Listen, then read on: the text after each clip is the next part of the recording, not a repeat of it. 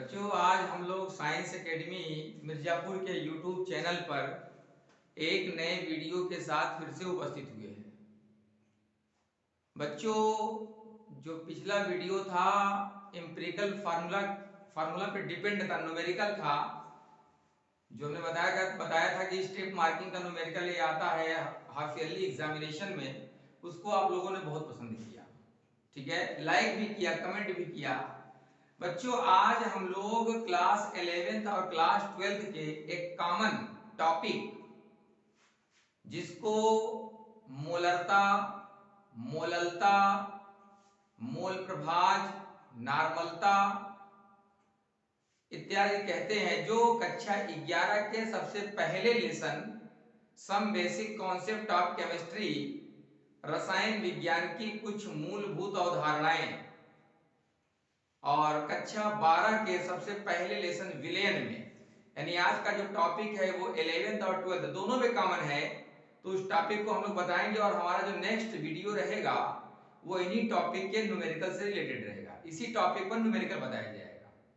ठीक है, तो बच्चों, अगर हमारा वीडियो आपको पसंद आए तो वीडियो को लाइक करिए, कमेंट करिए, चैनल को सब्सक्राइब करिए। और बच्चों, आप लोगों को हमारे इस चैनल पर किस तरीके का वीडियो चाहिए, जो वीडियो आप कहेंगे उसका वीडियो बना करके इस चैनल पर अपलोड कर दिया जाएगा। ठीक है, तो बच्चों ठीक है, आज का वीडियो शुरू करते हैं।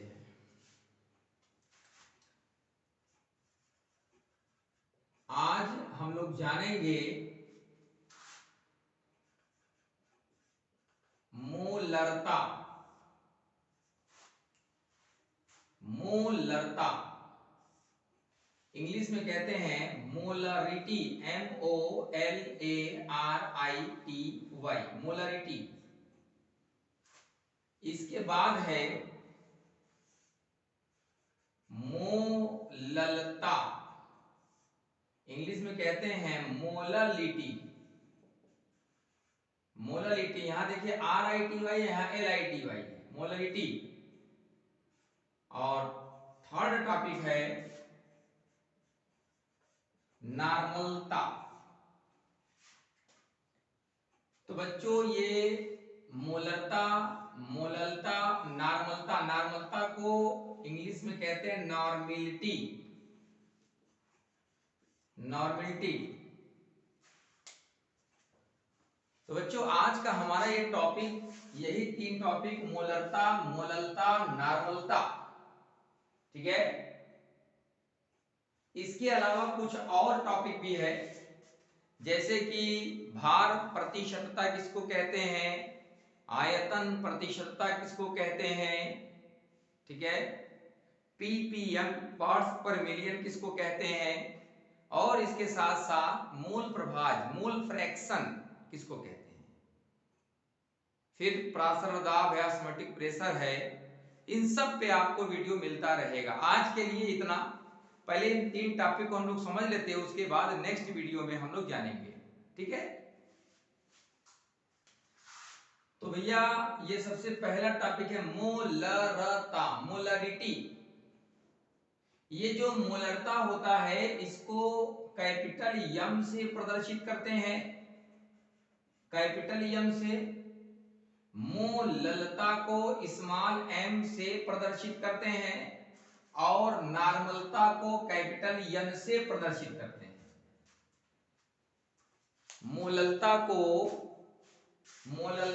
स्मॉल एम से, मोलरता को कैपिटल एम से, और नॉर्मलता को कैपिटल एन से प्रदर्शित करते हैं। तो बच्चों, मोलरता आखिर कहते किसको हैं? ठीक है, देखिए यहां हम लिख देते हैं, किसी पदार्थ के 1 लीटर विलयन में, 1 लीटर विलयन में विलेय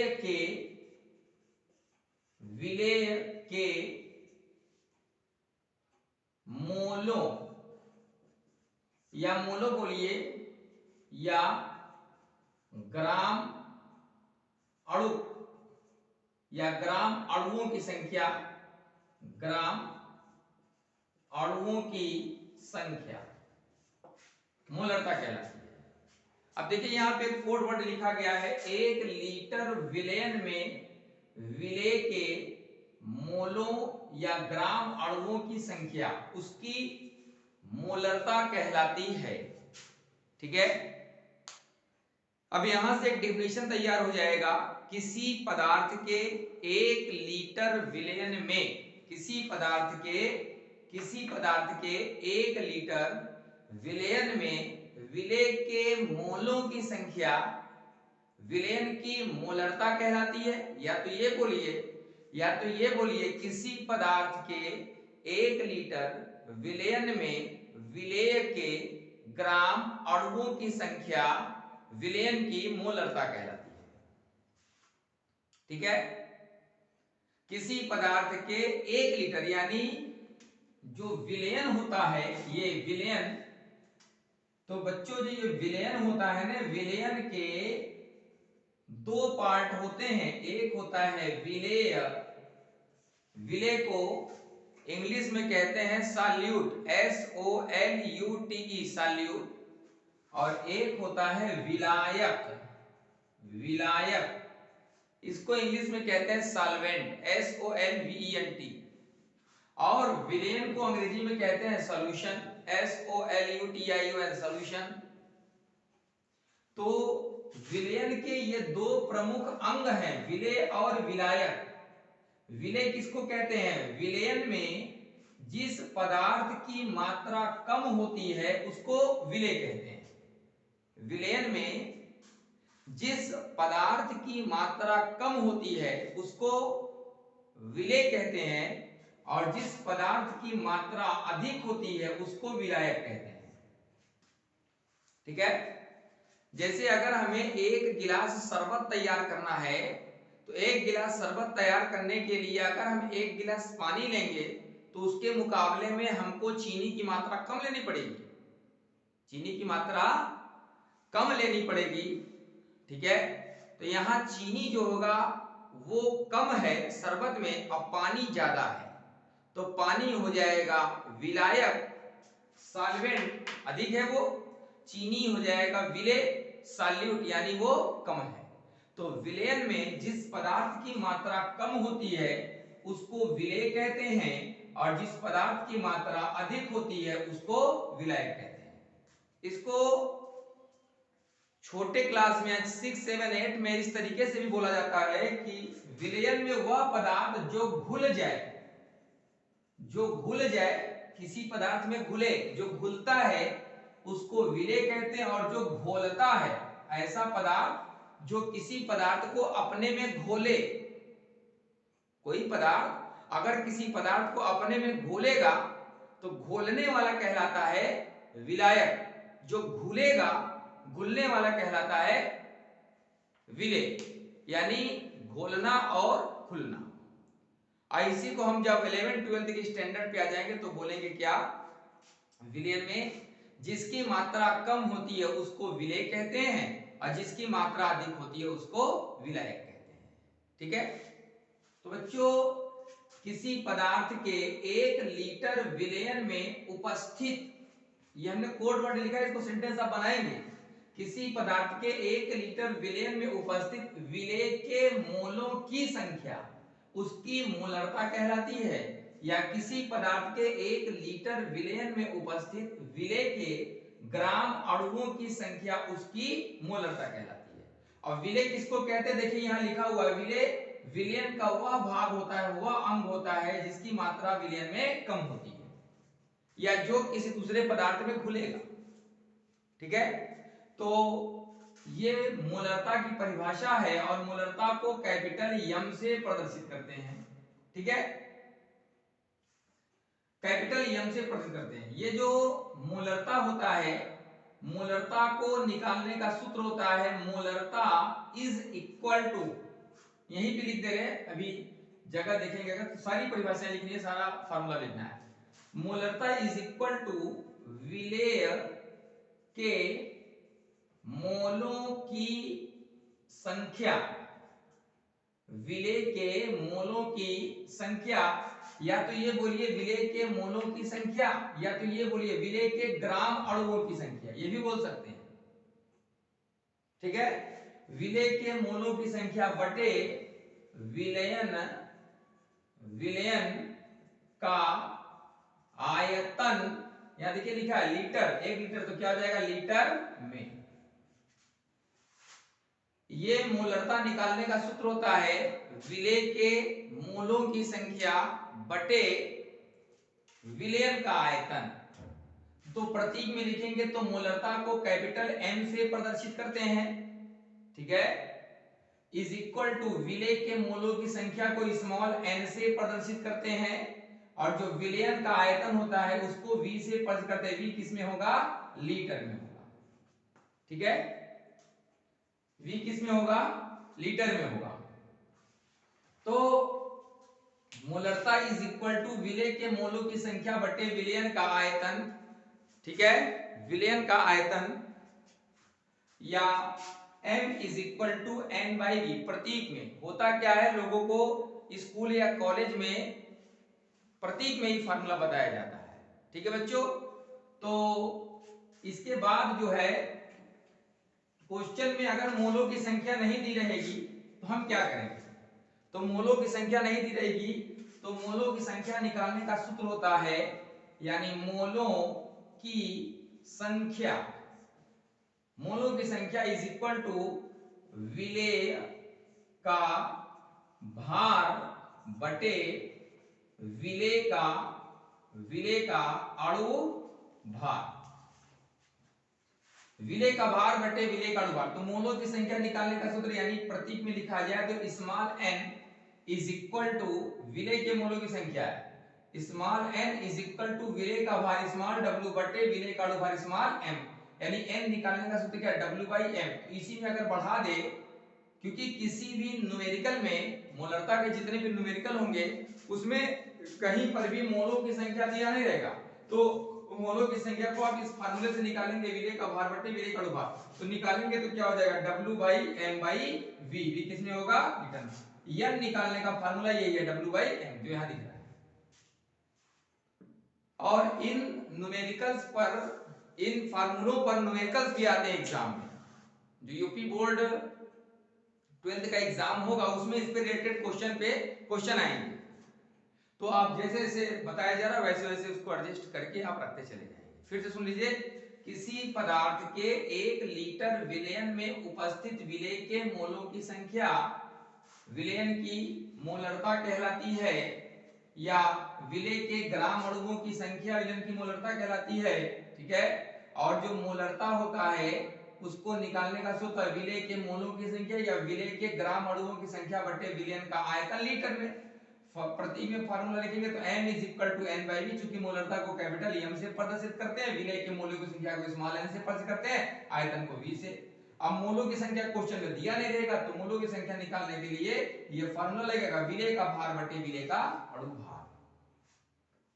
ठीक है, और विलेय का अणु भार जो होता है स्मॉल w से, विलेय का अणु भार स्मॉल m से, तो n इज इक्वल टू का w बाई m रख करके बाई v, ये प्रतीक में फार्मूला हो जाएगा। तो बेटा ये जो होता है मोलरता होता है। ठीक, इसके नीचे देखिए लिखा है मोललता, आप लोगों को यहां पे दिख रहा है।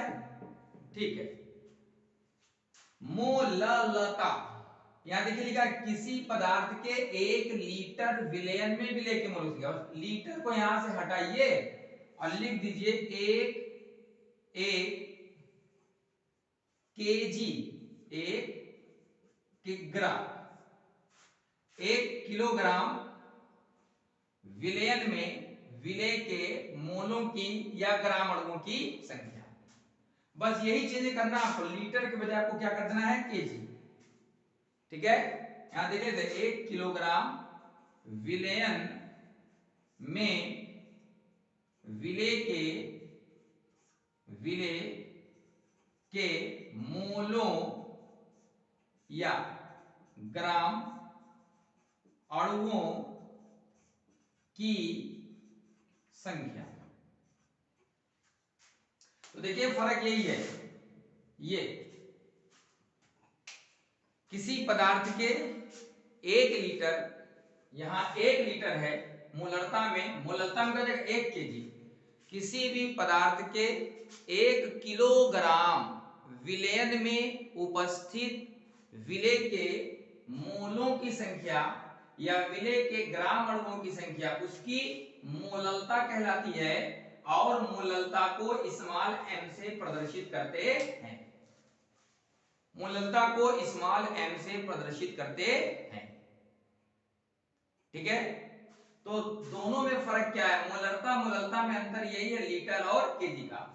और जहां पे आपने लीटर रखा है वहां पे क्या हो जाएगा?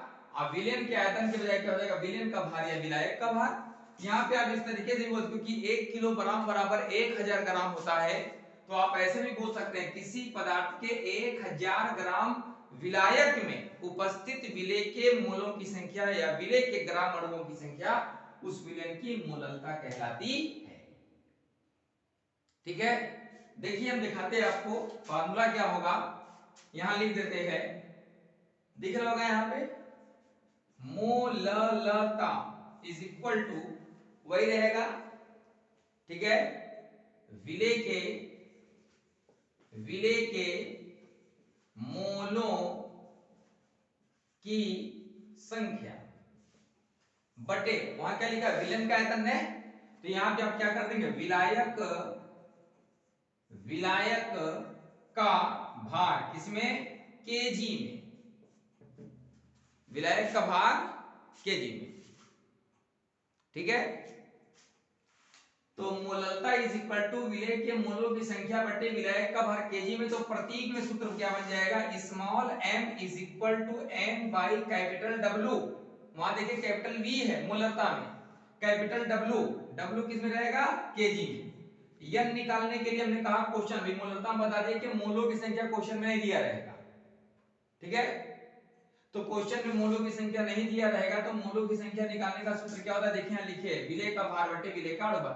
मतलब जैसे मोललता के विलेय के मोलों की संख्या निकलेगी, ठीक वैसे ही मोललता के मोलों की संख्या भी निकलेगी। तो प्रतीक में चला जाएगा, तो फार्मूला क्या हो जाएगा? Small m is equal to, ठीक है, उस तरीके से पकड़ेंगे, W by m by capital W किसमें क्या रहेगा? केजी।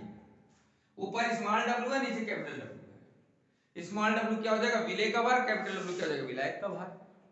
तो ये हो गया मोललता। इसकी डेफिनेशन फिर से सुन लीजिए, किसी पदार्थ के 1 किलोग्राम विलयन में उपस्थित विलेय के मोलों की संख्या या विलेय के ग्राम अणुओं की संख्या उस विलयन की मोललता कहलाती है। मोललता को स्मॉल m से प्रदर्शित करते हैं। तो आप देख सकते हैं बच्चों, मोलरता और मोललता दोनों में अंतर क्या है? लीटर और केजी का। सूत्र में क्या अंतर है? विलयन का आयतन है, विलायक का भार है, फर्क ये, बाकी सब कॉमन है। और नॉर्मलता किसको कहते हैं? यही रहेगा। आप ये देख रहे ना, किसी पदार्थ के 1 लीटर विलयन में विलेय के मोलों की संख्या, इसी को देखिए, इसे सारा पता चला जाएगा। 1 लीटर विलयन में विलेय के तुल्यांकों की संख्या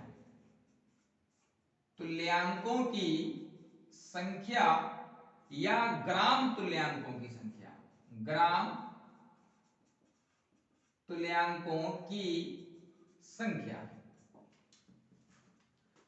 तुल्यांकों की संख्या, उसकी नॉर्मलता कहलाती है।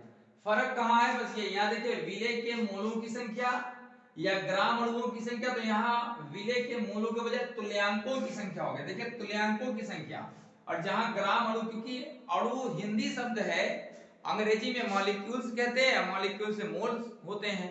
ठीक है, तो ये चाहे ग्राम तुल्यांकों की संख्या बोलिए, चाहे तुल्यांकों की संख्या बोलिए, बातें कहीं पड़ जाती है। वहां मोलों की संख्या, ग्राम अणुओं की संख्या, बातें कहीं पड़ जाती है।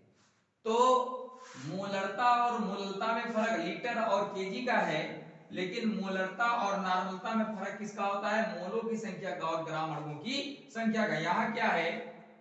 तुल्यांकों की संख्या या ग्राम तुल्यांकों की संख्या। ठीक है बच्चों, तो अब यहां से डिफिनेशन नॉर्मलता की क्या बनेगी? किसी पदार्थ के 1 लीटर विलयन में उपस्थित विलेय के तुल्यांकों की संख्या या ग्राम तुल्यांकों की संख्या उस विलयन की नार्मलता कहलाती है। नार्मलता को कैपिटल N से प्रदर्शित करते हैं। नार्मलता को कैपिटल N से प्रदर्शित करते हैं। ठीक, अब नार्मलता निकालने का सूत्र क्या होता है बच्चों, आप लोग को यहां पे दिख रहा है? ठीक है, तो यहीं ऊपर लिख देते हैं, नार्मलता इज इक्वल टू विलेय के तुल्यांकों की संख्या बटे विलयन का आयतन किसमें रहेगा? लीटर में। यहां देखिए मोलरता क्या है, विलेय के मोलों की संख्या मोलरता है, और नार्मलता क्या, विलेय के तुल्यांकों का फर्क यही मार गया, बस यहीं पे तुल्यांकों की संख्या कर देंगे तो मोलरता का जाए, फिर नार्मलता का सूत्र तैयार हो जाता है। तो नार्मलता इज इक्वल टू विलेय के तुल्यांकों की संख्या बटे विलयन का आयतन। ठीक है, और तुल्यांकों की संख्या निकालने का सूत्र क्या होता है? विलेय का भार बटे विलेय का भार बटे विलेय का तुल्यांकी भार, तुल्यांकी भार, अब बटे नीचे विलयन का आयतन 20 लीटर में तो रहेगा ही। ठीक है, तो तुल्यांकों की संख्या निकालने का सूत्र क्या होता है? विलेय का भार बटे विलेय का तुल्यांकी भार। ठीक है, अगर बच्चों वहां आप लोग को नहीं दिख रहा है तो देखिए यहां इसी को लिख देते हैं। ठीक है, विलेय के तुल्यांकों की संख्या यहां लिख देते हैं, यहां दिख रहा होगा। ठीक है, तो विलेय के तुल्यांकों की संख्या, तुल्यांकों की संख्या निकालने का सूत्र क्या है? विलेय का भार बटे विलेय का तुल्यांकी भार, तुल्यांकी भार। ठीक है, और ये जो तुल्यांकी भार होता है, ठीक है, इसको निकालने का अलग अलग सूत्र होता है। आम लोगों का तुल्यांकी भार निकालने का अलग सूत्र है, क्षारों का तुल्यांकी भार निकालने का अलग सूत्र है। ठीक है, लवणों के तुल्यांकी भार निकालने का अलग सूत्र है, धनायन ऋणायन के तुल्यांकी भार निकालने के अलग अलग सूत्र है। एक वीडियो इसके बाद या एक दो वीडियो के बाद तुल्यांकी भार एक टॉपिक बना करके उसका भी वीडियो इस तरीके से सारे फार्मूले करके अपलोड कर दिए जाएंगे। ठीक है बच्चों, ये हमारा आज का वीडियो है, और ये जो मोलरता, मोललता, नार्मलता है, इन पे बोर्ड परीक्षा में न्यूमेरिकल आता है। कक्षा 11 के पहले लेसन में ये सारे टॉपिक उपस्थित हैं, और स्कूलों में हाफ ईयरली एग्जामिनेशन में इनसे रिलेटेड न्यूमेरिकल्स सवाल पूछे जाते हैं। नेक्स्ट वीडियो हम लोग इसी के न्यूमेरिकल को समझेंगे कि आखिर इसके न्यूमेरिकल को कैसे सॉल्व किया जाए। ठीक है, जिन बच्चों को हमारा यह वीडियो पसंद आए वो हमारे वीडियो को लाइक करें, चैनल को सब्सक्राइब करें, अपने दोस्तों को वीडियो शेयर करता रहे। बच्चों, आप लोगों की लगातार ये कमेंट्स आ रहे हैं कि सर बोर्ड पे ठीक से दिखता नहीं है। ठीक है, उसको भी बहुत जल्द क्लियर कर दिया जाएगा, क्योंकि ये वीडियो जिस जगह बनाया जा रहा है वहां पे पर्याप्त लाइट नहीं है। लाइट वगैरह का इंतजाम कर दिया जाएगा, और कैमरा वगैरह ऑनलाइन मंगवाया गया, आ जाता है तो वीडियो आपको क्लियर मिलेगा। तब तक आप लोग वीडियो को जूम करके देखते रहेंगे। ठीक है, जैसे यहाँ पे लाइट का रोशनी आ रहा है, क्योंकि सामने रॉड है तो उसी का फोकस मार रहा है, तो आप थोड़ा जूम करके देखेंगे, वरना आवाज से बोला ही जा रहा है कि वहां क्या लिखा हुआ है, तो आप आवाज से क्लियर सुन सकते हैं। ठीक है बच्चों, ऐसे ही मेरा हौसला बुलंद करते रहिए। जिन बच्चों को हमारा ये वीडियो पसंद है लाइक करें, कमेंट करें, और आपको किस तरीके का वीडियो चाहिए वो हमको कमेंट में जरूर बताइए। जिस तरीके से मोलरता का देखेंगे आप, प्रतीकों में ये फार्मूला है, मोलरता का प्रतीकों में ये फार्मूला, इस तरह का आप कमेंट में बताइए कि नार्मलता का प्रतीक में क्या फार्मूला बन जाएगा, कमेंट में जरूर बताइएगा। ठीक है, बहुत बहुत धन्यवाद।